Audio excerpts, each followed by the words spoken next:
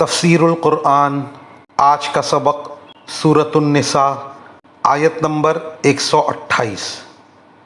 اعوذ باللہ من الشیطان الرجیم، بسم اللہ الرحمن الرحیم۔ وَإِنِ امْرَأَةٌ خَافَتْ مِن بَعْلِهَا نُشُوزًا أَوْ إِعْرَاضًا فلا جناح عليهما أن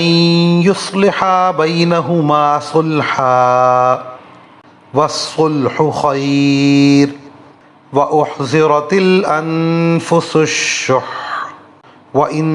تحسنوا وتتقوا فإن الله كان بما تعملون خبيرا۔ ترجمہ: اور اگر کسی عورت کو اپنے شوہر کی طرف سے زیادتی یا بیزاری کا اندیشہ ہو تو ان میاں بیوی کے لیے اس میں کوئی مضائقہ نہیں ہے کہ وہ آپس کے اتفاق سے کسی قسم کی صلح کر لیں، اور صلح کر لینا بہتر ہے۔ اور انسانوں کے دل میں کچھ نہ کچھ لالچ کا مادہ تو رکھ ہی دیا گیا ہے، اور اگر احسان اور تقوی سے کام لو تو جو کچھ تم کرو گے اللہ اس سے پوری طرح باخبر ہے۔ اس آیت کی تفسیر میں مفسرین کرام فرماتے ہیں،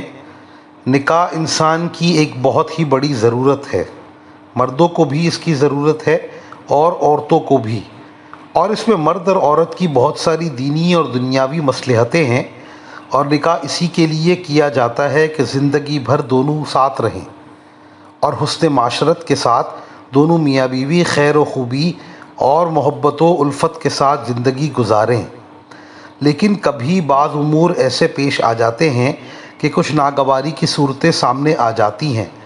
اور بعض مرتبہ نباہ مشکل ہو جاتا ہے۔ اس لیے شریعت مطہرہ نے اس کے لیے طلاق اور خلا کی صورتیں بھی جائز رکھی۔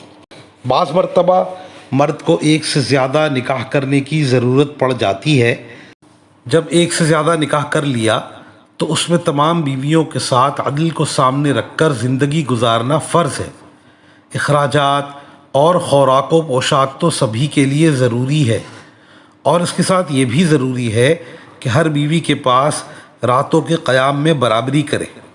یعنی جتنی راتیں ایک کے پاس رہے دوسری کے پاس بھی اسی قدر راتیں گزارے۔ یہ وہ عدل ہے جس کا حکم دیا گیا ہے جو انسان کے اختیار میں ہے، اور جو چیز اختیار میں نہیں ہے، یعنی یہ کہ قلبی میلان کسی کی طرف زیادہ ہو، تو اس پر مواخذہ نہیں، لیکن اس کی وجہ سے عدل اختیاری نہ چھوڑے۔